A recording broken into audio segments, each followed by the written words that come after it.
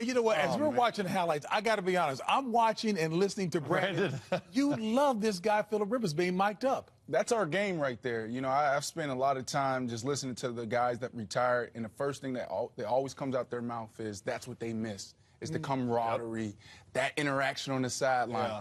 This is what makes this show great. This is why I've watched this show since I was a little kid, is having access to that right there. That's just football. But now, right consistent with the fun that Philip Rivers has on the field, a part of that 2004 class, Ben Roethlisberger and Eli Manning, who both, by the way, have 2 Super Bowl rings. This guy doesn't, but he's put up Hall of Fame numbers. Why don't we talk about it more? Here's the deal. I think he and I, who have covered the league now since we retired, absolutely have nothing but the utmost respect for Philip Rivers. The problem is that he has had to share the AFC with who? Tom Brady, Peyton Manning, and, of course, Ben Roethlisberger. Joe Flacco won a Super Bowl as well. So think of all those quarterbacks that have been in the same conference. That's one of the reasons why he has not been able to get to a Super Bowl. But when you listen to that, and by the way, not one word bleeped out. No question. Why? Because he doesn't curse in real life, and he doesn't curse on the football field.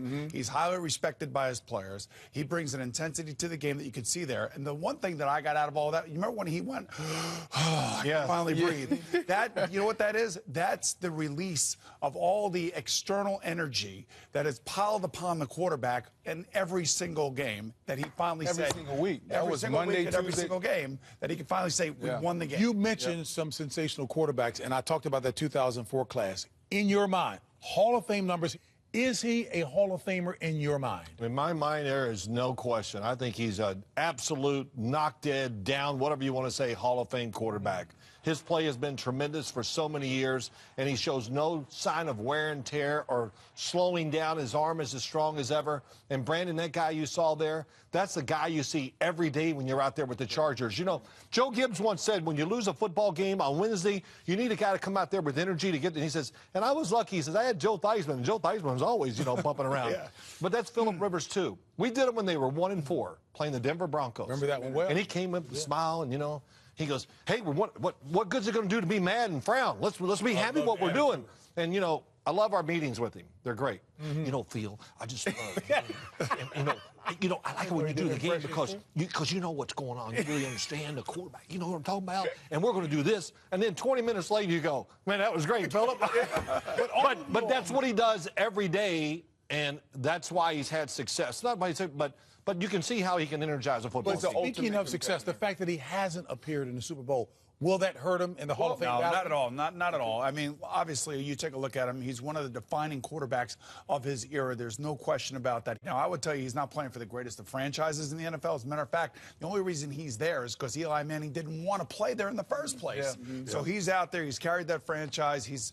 And that's why he, you know, Drew Brees, guys like that, Aaron Rodgers, they can carry franchises on their back because they are so great at what they do. You get the final word. Go ahead, Brandon. 2006 and 2010, I was in Denver, and I played against these guys twice a year.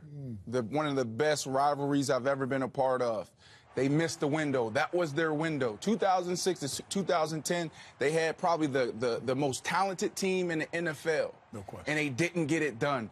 So it kills me to see that this guy's going to go down never being able to win a Super Bowl. The one thing I will he say, deserves he's finally got his LaDainian Tomlinson back with him, and that's now obviously Melvin Gordon. You can see this performance this past week against Tennessee was something of a revelation, because now you can take some of the pressure off of Philip Rivers. Yeah. It's not all on him. There's so many things we could say about him because I've covered him for so many years and all that. But I'll say this to you, Brandon. He's got a few years left in that career. No question. And they got a lot of key components to that football team out there. And you know how it can turn around quick. And I'm not saying they're this close to being a Super Bowl contender, but they're not that far away where it couldn't happen in next year. What about Oakland? What about Denver? Yeah, no, it's going to tough divisions. We They're all pull there. for a guy like that. All right.